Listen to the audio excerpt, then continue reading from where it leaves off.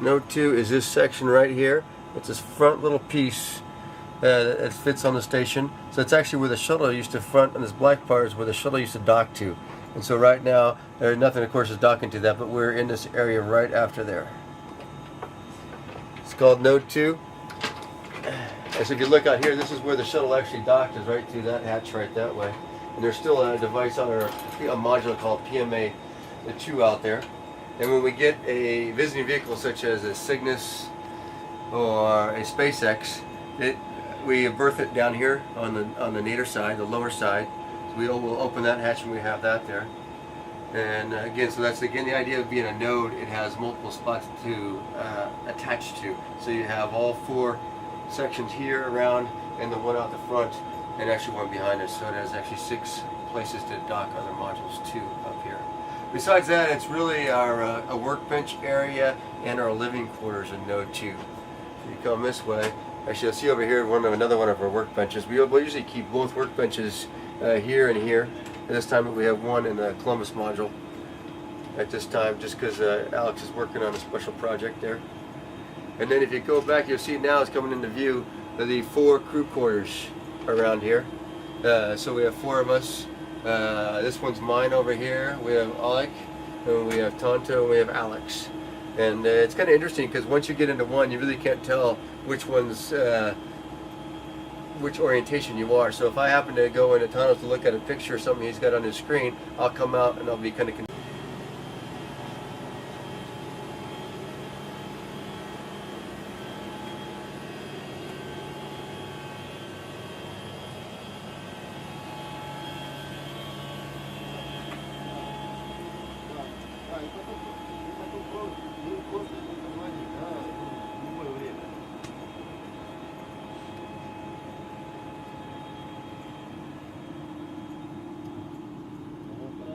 Hey, sup, dog? This is what we normally do, right? This is work. This is the whole tour. Right Start here. and finish right here. That's right. I'm on my computer. Yeah.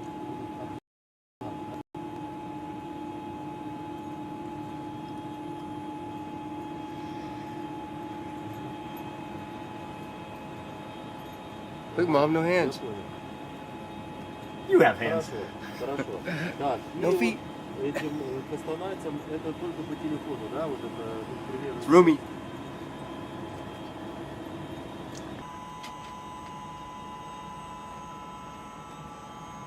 All right.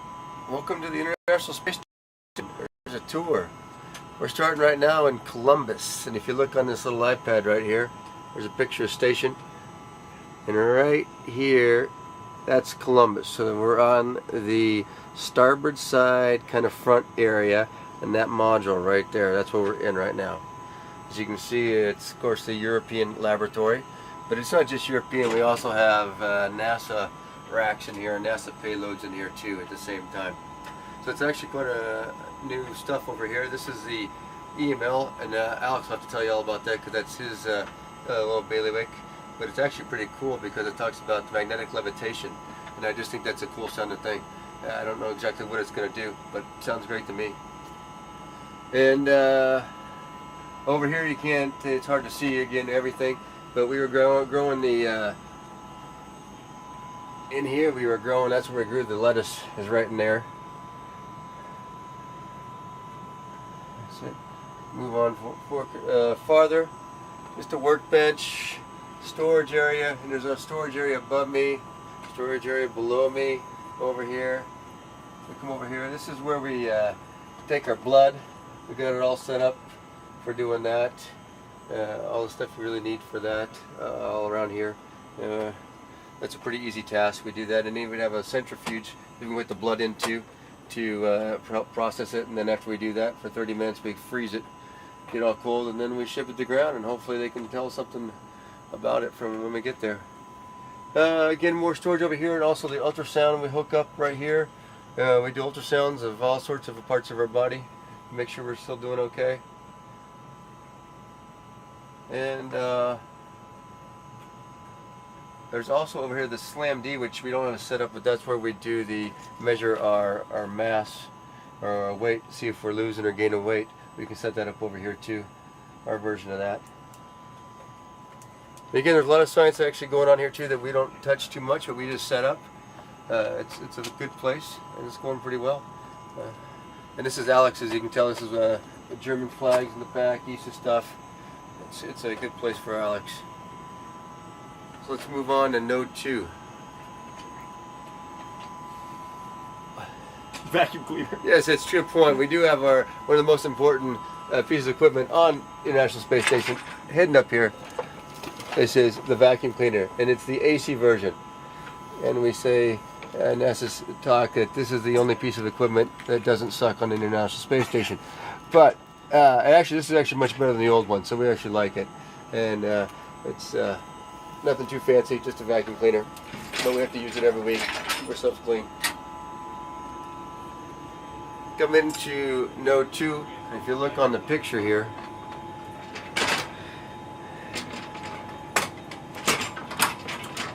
node 2 is this section right here.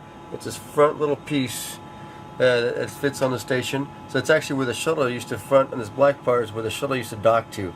And so right now, there's nothing of course is docking to that, but we're in this area right after there.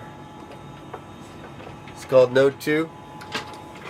And so if you look out here, this is where the shuttle actually docked, is right through that hatch right that way. And there's still a device on a module called PMA 2 out there. And when we get a visiting vehicle such as a Cygnus or a SpaceX, we berth it down here on the nadir side, the lower side. So we'll open that hatch and we have that there. And again, so that's again the idea of being a node. It has multiple spots to attach to. So you have all 4 sections here around, and the one out the front, and actually one behind us. So it has actually 6 places to dock other modules too up here. Besides that, it's really our a workbench area and our living quarters in node 2. So you come this way. Actually, you'll see over here another one of our workbenches. We'll usually keep both workbenches here and here. At this time, we have one in the Columbus module. At this time, just because Alex is working on a special project there. And then if you go back, you'll see now it's coming into view the 4 crew quarters around here. So we have 4 of us. This one's mine over here. We have Alec, and we have Tonto, and we have Alex. And it's kind of interesting because once you get into one, you really can't tell which one's orientation you are. So if I happen to go into Tonto's to look at a picture or something he's got on his screen, I'll come out and I'll be kind of confused because I don't know which way I'm going. And especially if you go into Alex's or Alex to do that, you come out and you're really confused because it feels like you're in your own, but when you come out, it's totally different orientation. But if you're looking here, these aren't too big at all. You can take a quick look in here. I'll jump in here real quick. So we have a sleeping bag attached to the wall. The way I like to do it is I just have it attached here one point and one point up here, so I can put my feet right up here when I'm sleeping, and I kind of do it in a sense of this position, like this, and I'm kind of curled up a little bit in the semi on my side sleeping position, which I like to do back on Earth, and it kind of works out pretty well. It gives me that same feeling, almost, but it works well for me. And then when you wake up in the morning, the first thing you see is your laptops. I got one that connects to the internet, which works like 50% of the time. And then I got another one that does our LAN up here, which gives us our schedule, all the other information, our email, everything we need to do to work up here. That's what that one is. And we also have an iPad, as you can see, and that's also up there. And that's, again, for all sorts of work or for watching movies or something like that on. That's what it's good for. Again, though, it's actually not a bad setup. I know it's small, but really it works out well. We don't really need much more room up here. So let's now move on to the lab. If again you look on here, so what we're doing right now is we're heading towards the back, towards the aft. We were in the very front, in the middle, and now we're going down this long path in the back. And the first one we come to is a lab. And you see on the back, on top of the lab, I should say, at the very aft part, is this big structure over here. It's called this truss. Sorry. And on the truss, we have the solar arrays. And so we can, of course, that's all on the outside, and we only get out there during a spacewalk. But so that's kind of how this is set up, though, so you can see where we are. So here's the lab here. We're going to head into the lab. This is the U.S. lab.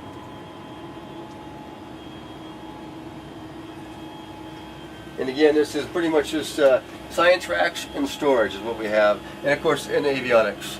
We have a lot of the computers that run the system, or run the lab, or sorry, run the station, are in here.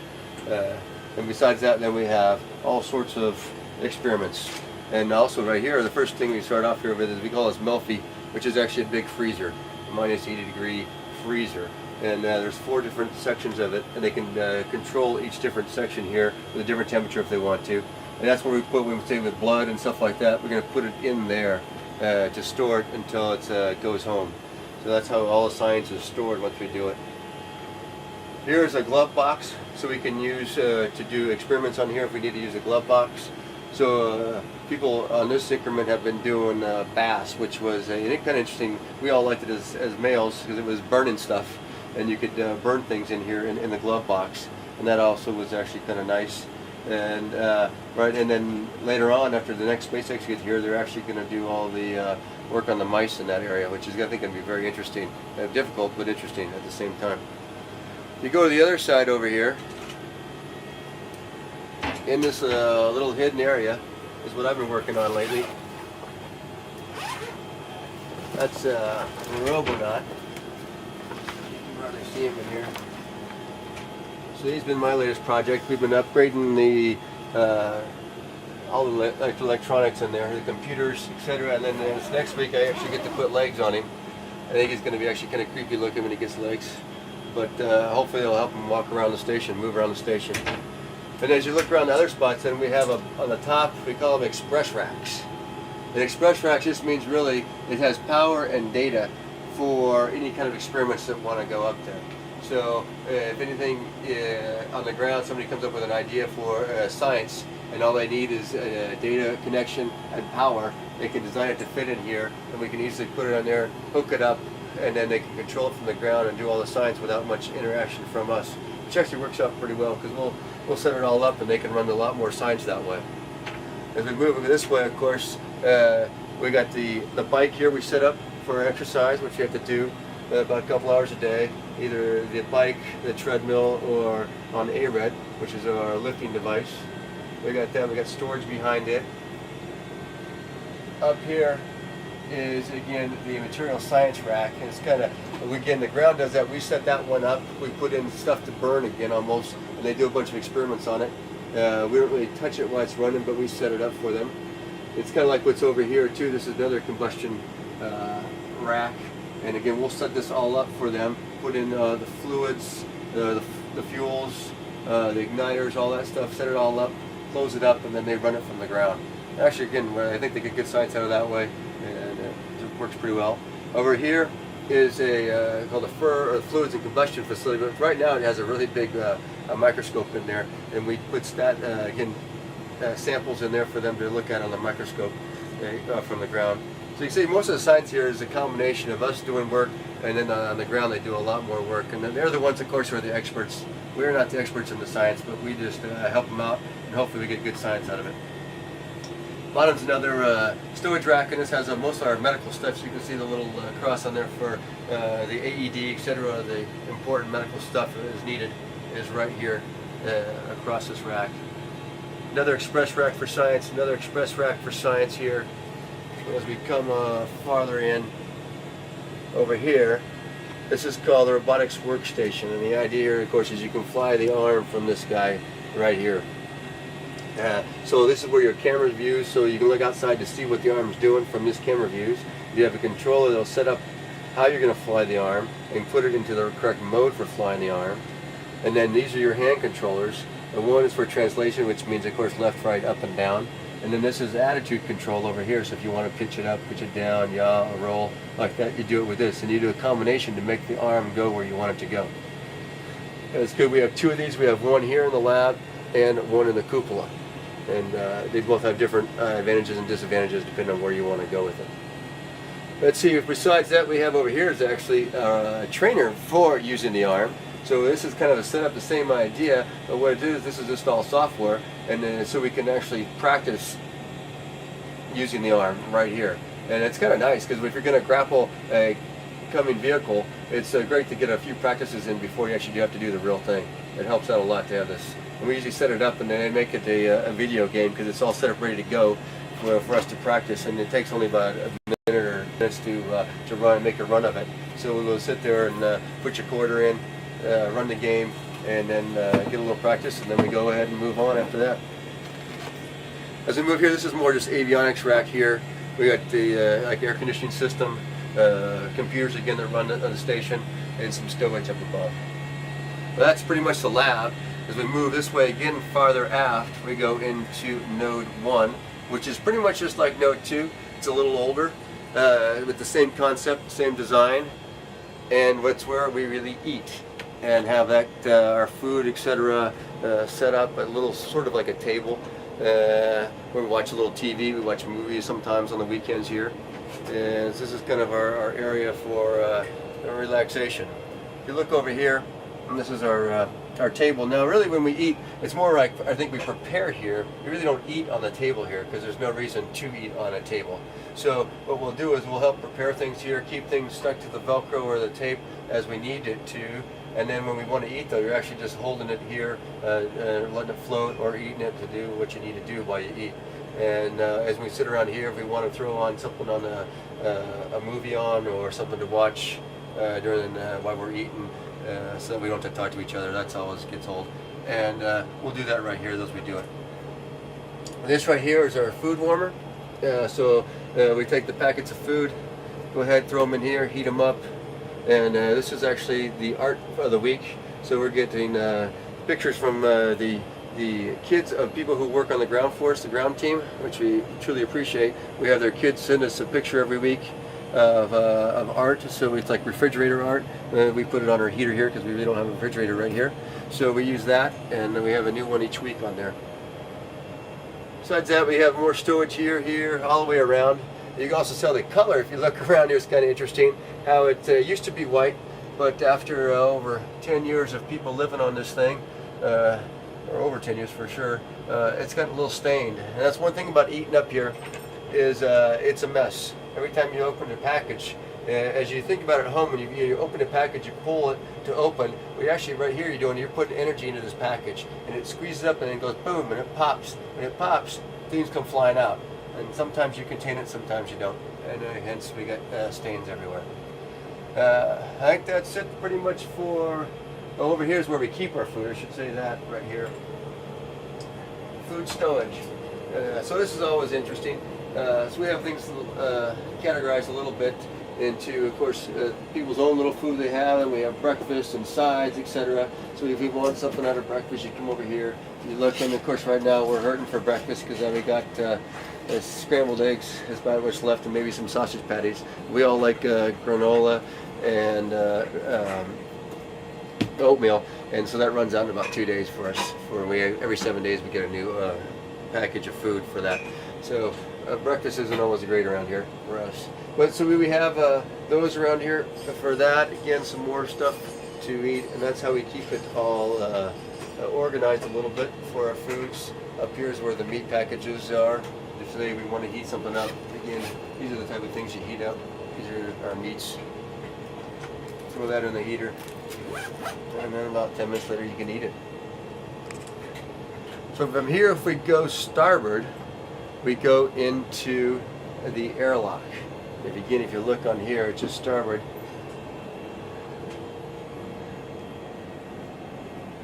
That right there is the airlock, and there's two parts to the airlock. The closest part to us, which would be this part right here, is called the equipment lock, and the most starboard part is called the crew lock. And the crew lock is where you actually go out of when you do a spacewalk. It's what actually depresses down the vacuum, and that's where you open the hatch. So we come in here. This is now into the equipment lock right here. And the idea of the equipment lock, of course, is where the equipment is. And then it's also where the suits are, and this is where we actually suit up. And we have these little structures right here that the suits are on. And they're called ADAs, which is an acronym, and I don't even know what it stands for, but it's an acronym, EDDA. But that's where the suits are on, and we actually have them on here when we get in. We can pop off basically the pants, put the pants on, and we climb up in here with the helmet off, and we get on in the suit, and we're all ready to go. The person who's helping us get the suit up will take us off and stick us in to the crew lock over here, which again right now it was full of a bunch of stuff. And then but that would be empty, of course, for an actual spacewalk. we close this hatch right here and depress this part out to vacuum, and open the hatches down that way is where the hatch is where you open. You can see there's all sorts of equipment we have. This is good in storage right now because we're not going to do a spacewalk for a little bit. So we just have it more stowed right now for everything on the spacewalk side.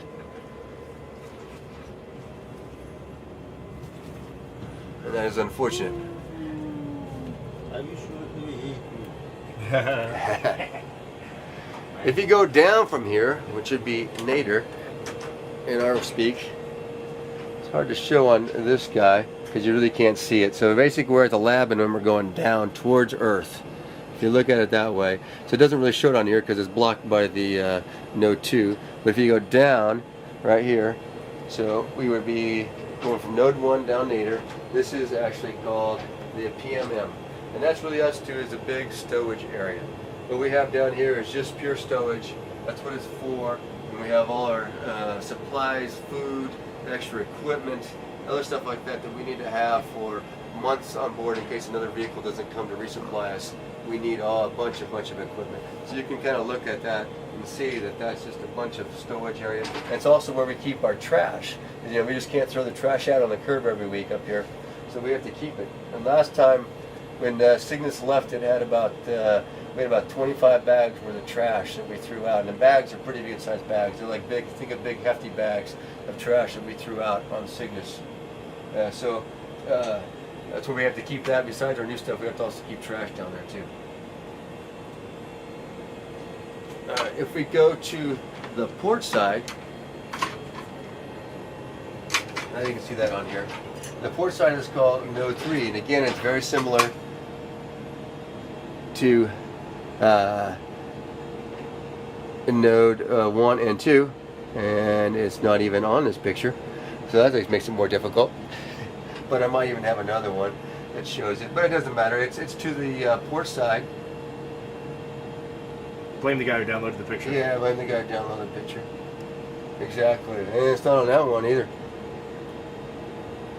Wow, look at all that. All right, but it's on the port side, and this has many functions. The Node 3 has many functions. First of all, it's a place for working out. Right here is our treadmill. See, it's actually on the wall, so we always are running downhill. Makes it easier that way. And the idea, of course, of the treadmill here is we have these bungees we hook up to a harness that we wear. Now, here's my harness. I'll hook it up to this harness right here, and then I'll hook that harness again into here, strap myself down to the treadmill itself, and go for a run. It's somewhat similar to running on the ground, I would say. You're a little bit lighter than you actually are weight-wise, so your legs actually don't get worked just as well, maybe as much, but it feels overall as a more body workout because you have the load on your shoulders and your upper body while you're running, which you normally don't have. So it's kind of a combination there, a little different, but overall it gives you a good workout. Here are some other equipment we have. This is a water analyzer. We use this, we put water samples in here from all over and test out the water to make sure we have bacteria growing, other stuff growing in the water that would be harmful to us. That's how we test it out. This is actually a container that has urine in it, and we get that from the Russians, and we put that then into our recycling system, our water recycling system. So first it goes into the urine processor, and then from there it goes into the water processor to make us drinking water. So we're drinking the urine coming from these ones. We also have here, it's called a WC, but if you notice it's actually an outhouse, and really that's what it is. It's just a bathroom. And again, so the urine that we use in here also it gets recycled, and then so we actually have quite a green little system up here, and we recycle quite a bit of all the fluids that are used up here, I guess. The condensation, our sweat, everything gets all set back into the system and used again. So for the bathroom, you know, when they call the bathroom the can, there's a reason why we call it a can, because here it is right here. There's a can, and that definitely is a can full of crap, literally. And so that's what happens. You can sit here when you want to use it for that version of it, and basically there's a little bit of suction that comes down there to help keep pretty much the smell from coming up and everything else from coming up. while you're using it. And we use little packets here that fit into the hole that fits on top here. These packets go in here. You use one of these packets, of course, and when you're done with the packet, you wrap it up and push it back in there. And about every 8-9 days, that becomes full, and we put a new one in. That also gets then thrown down in the PMM for our trash, and hopefully on a cargo vehicle that's all done, that's going to burn up on the way in. We put those on there and it's done. For urination, you got to go there. Of course, that's white, yellow. It's a standard. It's a suction. Basically, there's almost like a wet back in the back here. That's the way I look at it. And so it separates. It has suction on it, and it separates the water and the air inside there. The urine in the air, and the urine of course goes to the urine processor. The air gets a little bit filtered and sent back out again, and that's the way. So it's a nice system. It actually works quite well. We had some issues early on, but now it's been working really, really well. Knock on wood. Exactly for that. We're happy about that. Yeah, but it's a robust system. It's not complicated. It was probably built 40 some years ago, or designed, and it still seems to work pretty well. We're happy with it.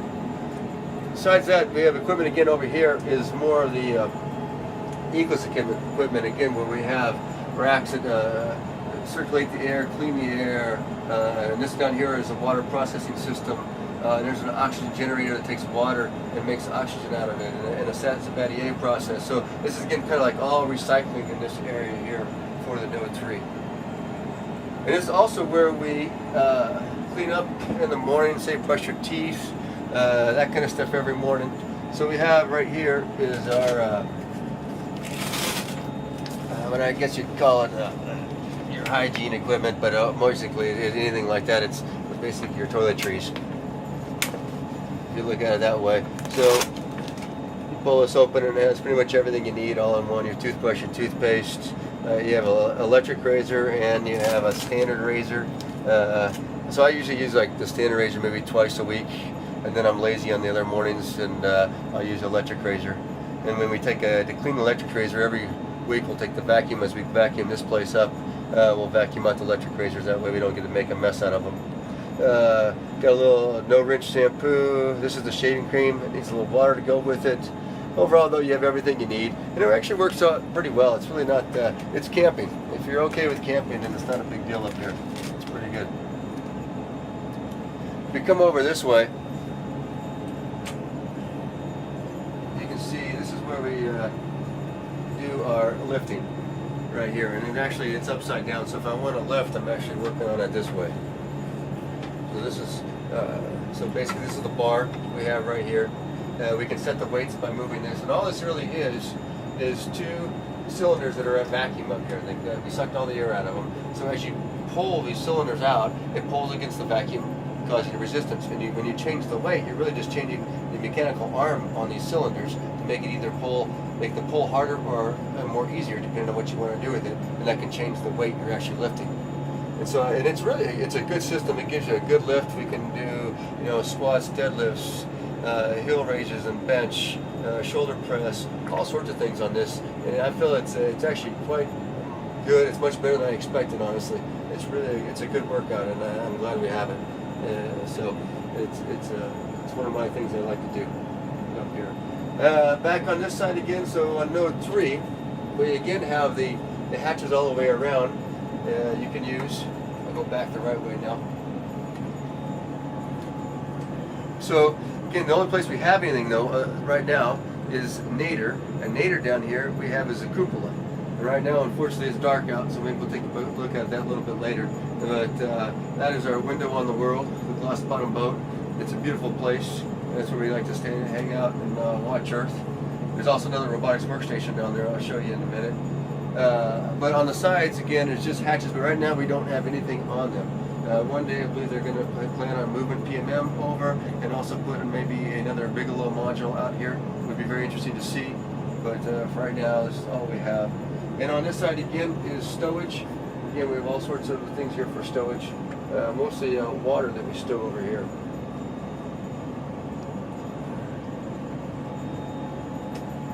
All right.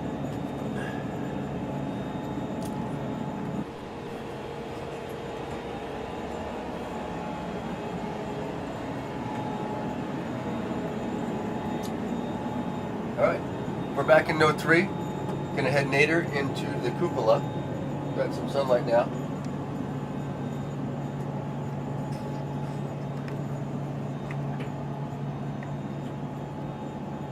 And this is our best viewing spot on the world. Come on in. Try to get out of the way.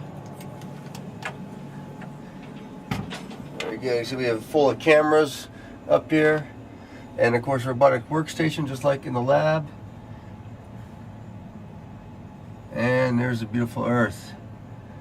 So we can hang out. You see the arm? I don't know if you can see the arm there. It's set up.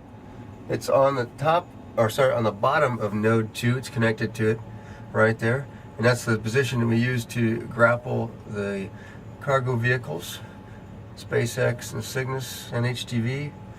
And it goes in right on node 2. Just a little bit forward of where it's grappled to node 2 is where we berth those vehicles. And if you come right here, then you can see to the right is the GEM, which we'll go to shortly, along with the exposed facility out there.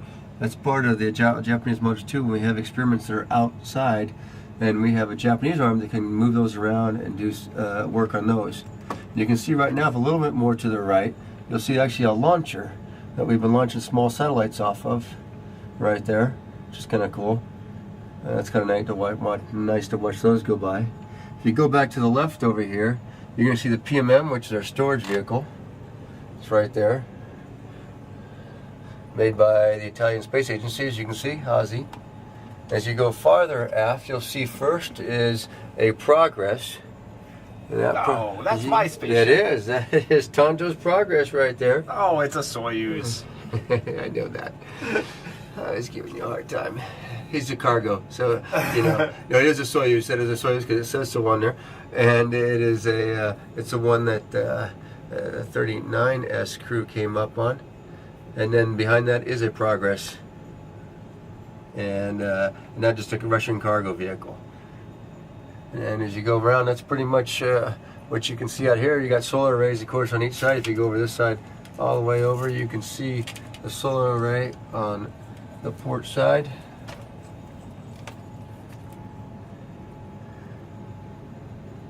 Gives you kind of view what it is like from outside out here on the station. But this is the best part out here, though, is looking down at Earth. We try to do that as much as possible. Unfortunately, we don't get near as much time as we'd like. They make us do work. Let's go on back. What we're going to do, we're going to head to the gym because we missed that at the beginning. So we'll head there, and then that'll be finish up the USOS segment.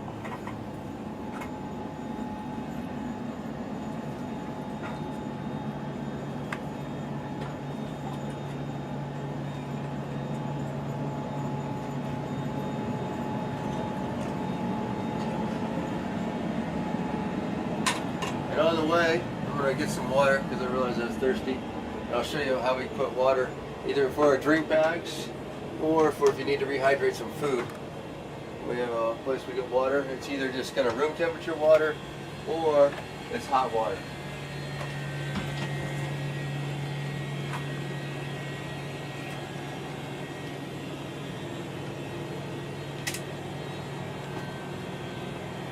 So this is the location. It's called the PWD, Portable Water Dispenser.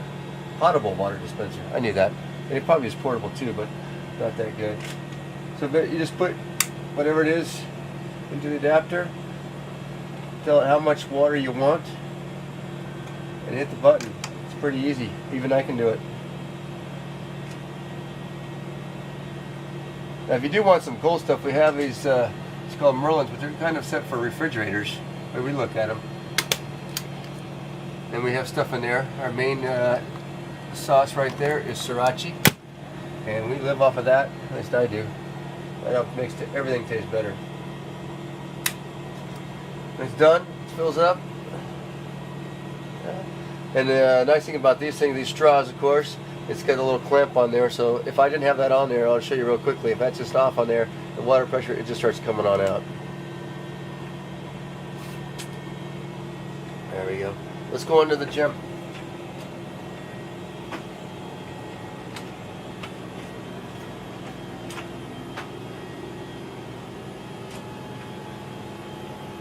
going back, actually right now, back to Note 2. You can see.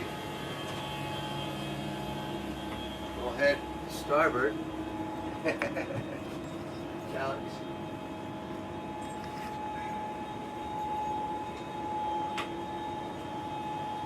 Starboard or port, either one.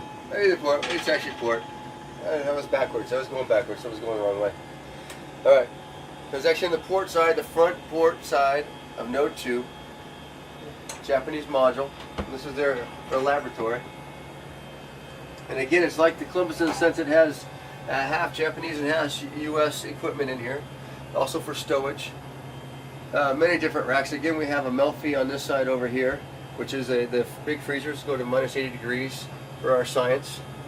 It's very good. Over here is a glove box with a microscope in his side over here, and over here it has a place basically to incubate things. We have one, you can do it as in, so it free floats in the microgravity, and another one that they compare it to, which has a centrifuge, and they make it a 1G or a partial G, however they want to do the science. And so it has a spinner in here, and that way they compare the two here. They put two samples of the same, start them up, and then we put them over into the microscope, and they can compare them right there.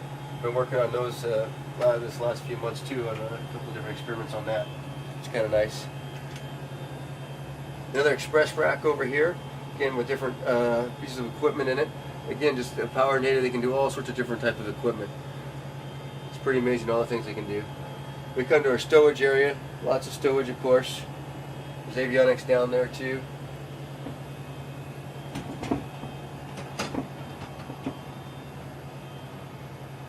Again, crystallization observatory. There's all sorts of science around here, and I haven't even got to play with this one. The fluids physics experiment facility.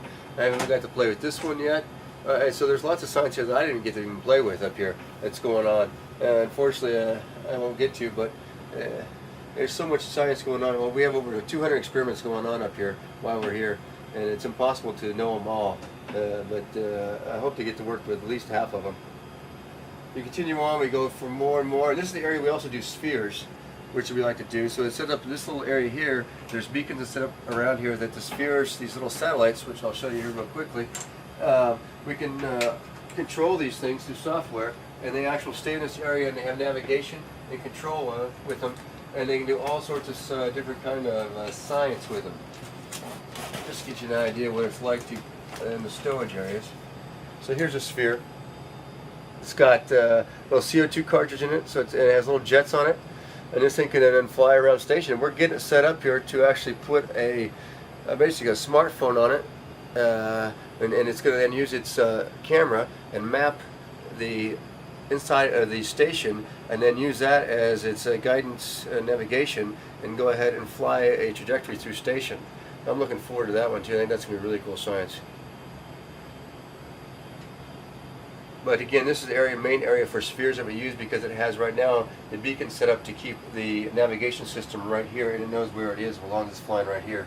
I'm looking forward to the upgrade though, where we can go anywhere with these things.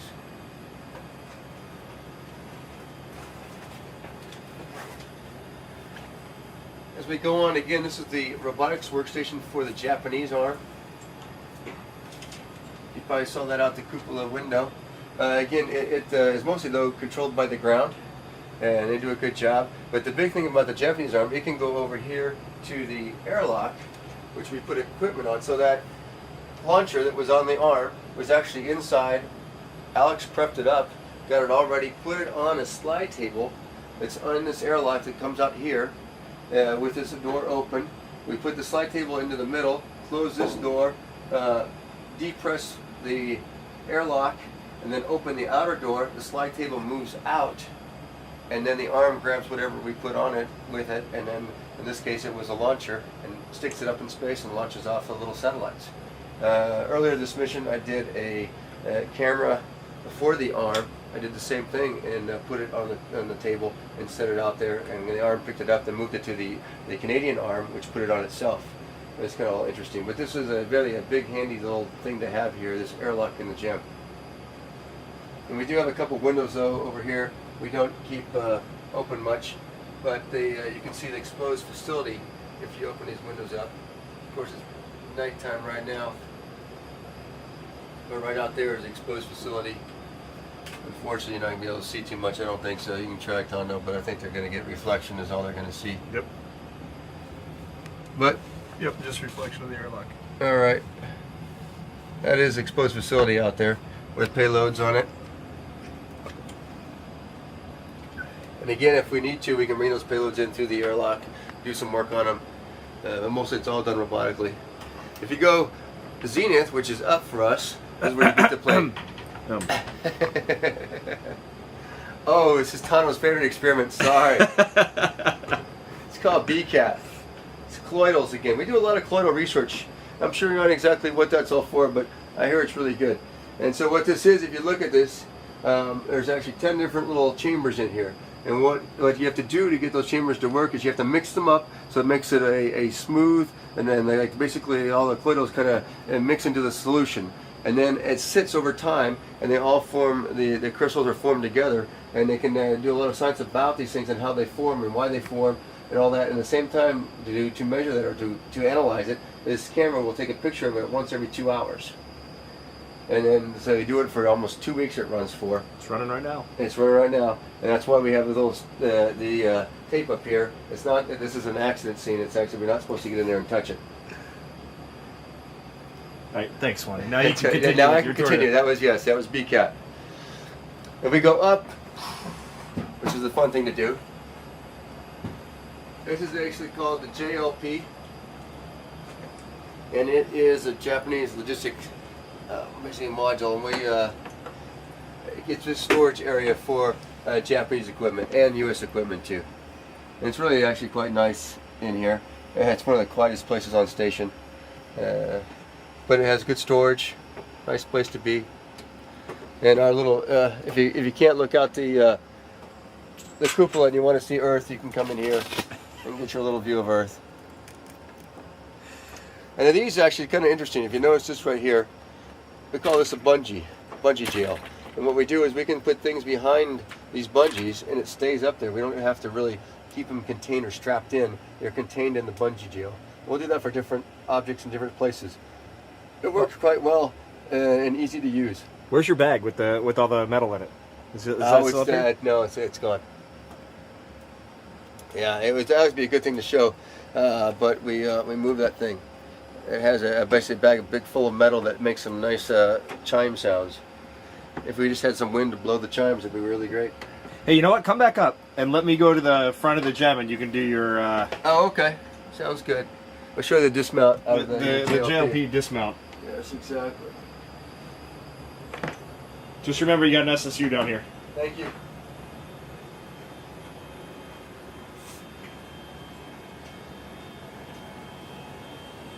Ready?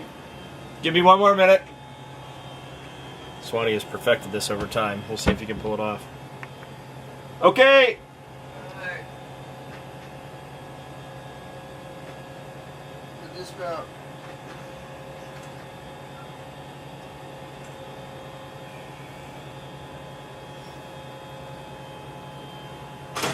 Ah, he missed it.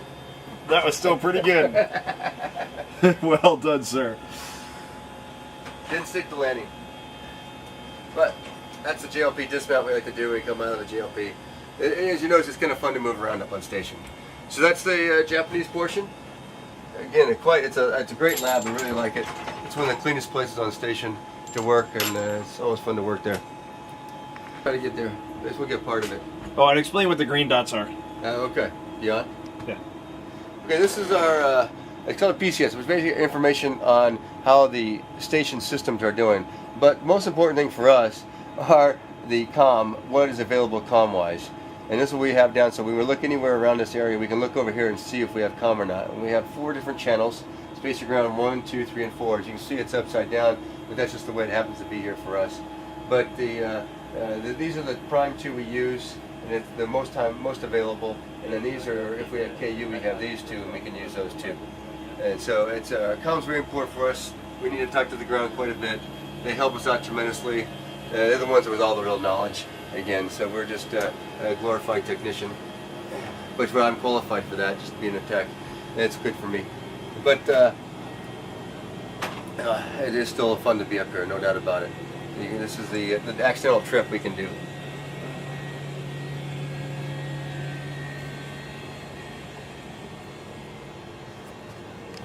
So now we're in node 1 again, where we have our dinner, etc., our place to eat.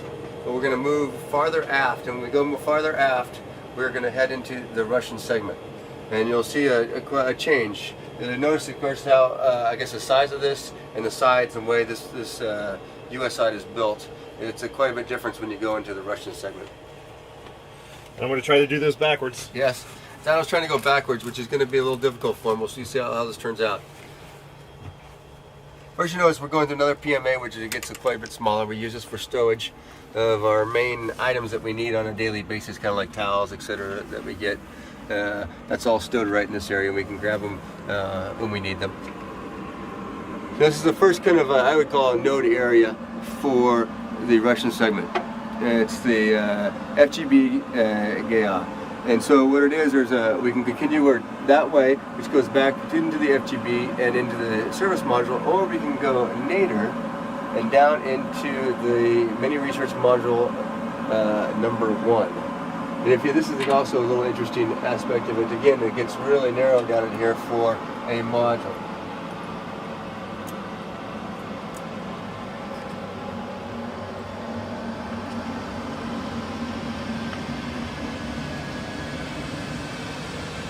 So this is, they call it meme in Russian, that's the Russian acronym meme.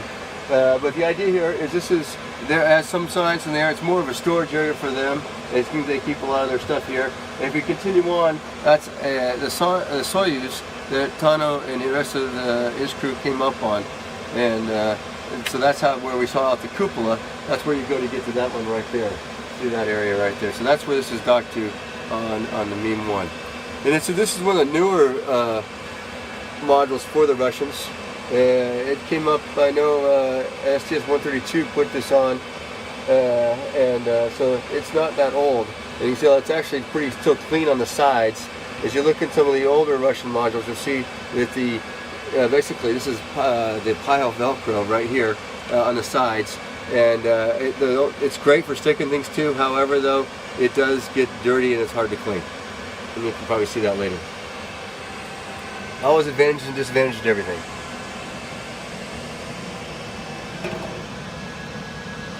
So now we'll head into the main part of the FGB. If I can find it.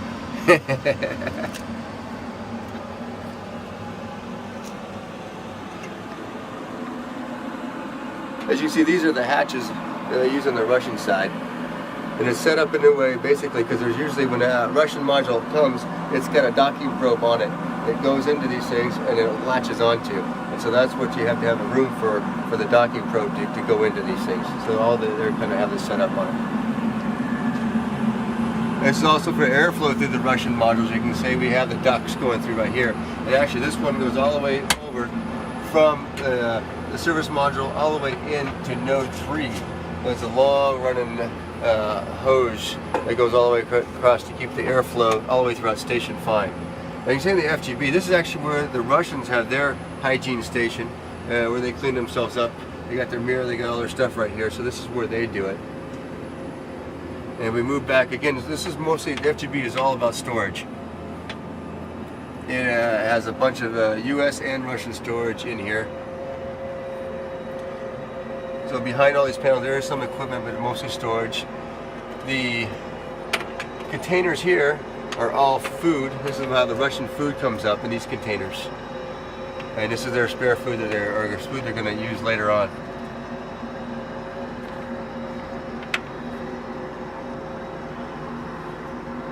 Okay, now we're going from the FGB into part of the service module, which is like the main living quarters for the Russian side. And this is their kind of, I call it node area. PO is the name of it in Russian.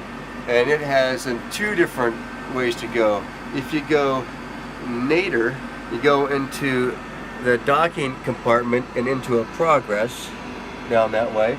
And you can see their Russian spacesuits. So this is what they just did a spacesuit about a week ago. And this is what they did it out of the docking compartment. It's actually their airlock.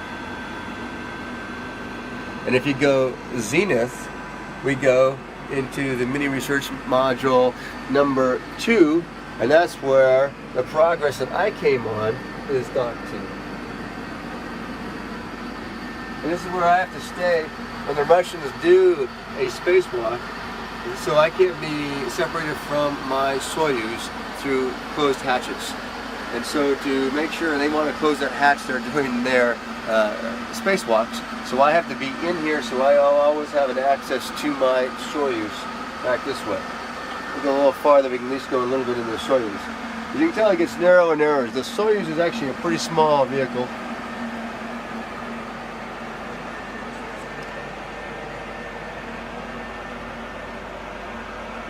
This is the roomy part of a Soyuz, and it's right here. And it's called the BO, which is basically a living compartment. And so this is where you can actually, there's a little bathroom there, container. You have a little bit of room here, but this is our spacesuits, and this is all the room we really have for a living module.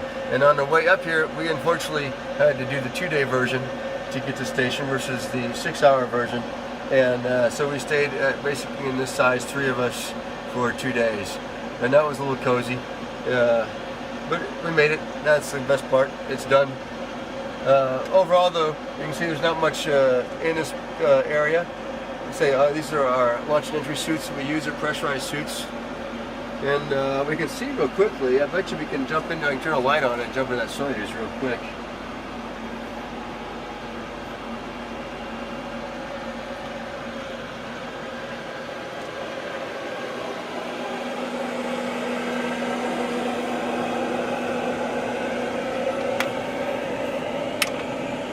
Actually, I don't have my flashlight.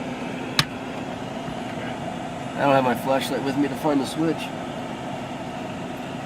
But I think we do.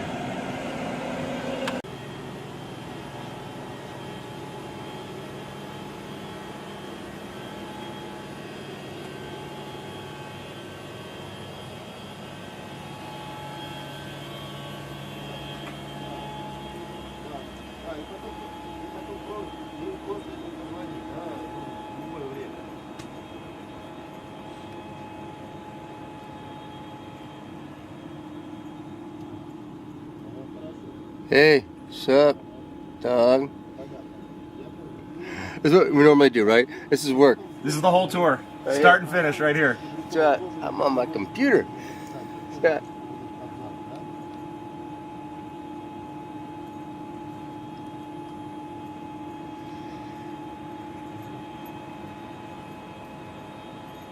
Look, Mom, no hands. You have hands. Хорошо. Так, No feet. Этим кастомайцам это только по телефону, да? Вот это, например, It's roomy.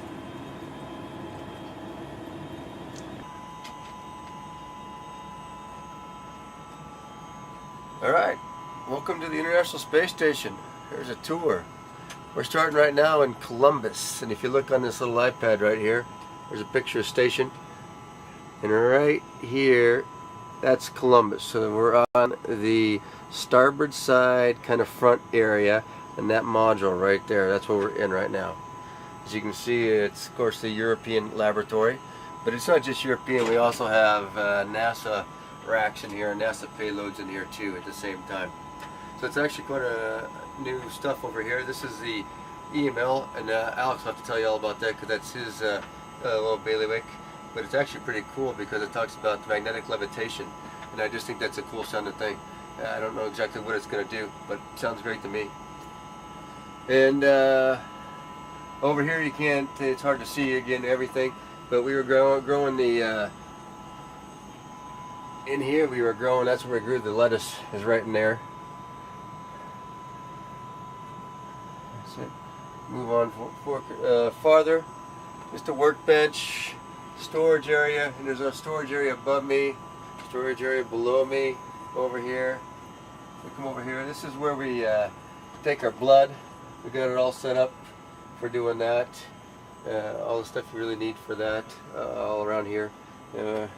That's a pretty easy task. We do that, and then we have a centrifuge we can put the blood into to help process it. And then after we do that for 30 minutes, we freeze it, get it all cold, and then we ship it to ground. And hopefully they can tell us something about it from when we get there.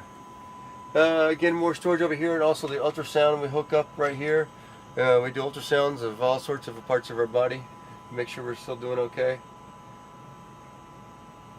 And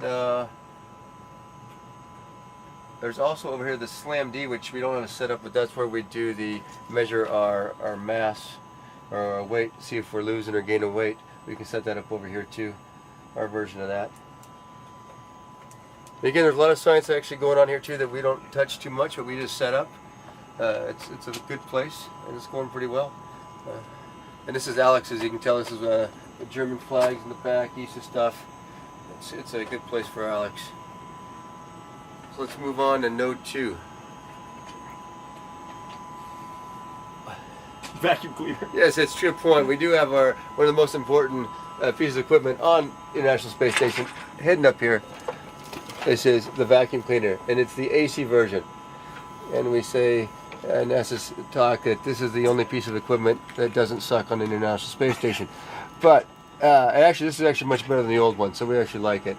And it's nothing too fancy, just a vacuum cleaner. But we have to use it every week. We're self-clean. Come into Node 2. If you look on the picture here,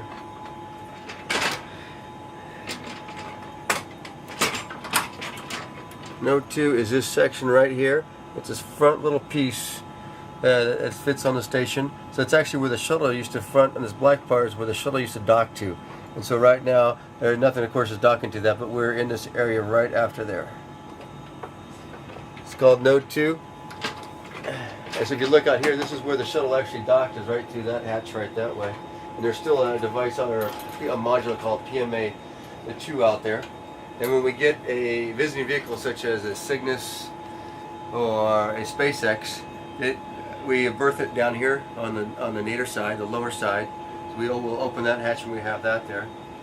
And again, so that's again the idea of being a node. It has multiple spots to attach to. So you have all 4 sections here around, and the one out the front, and actually one behind us. So it has actually 6 places to dock other modules too up here.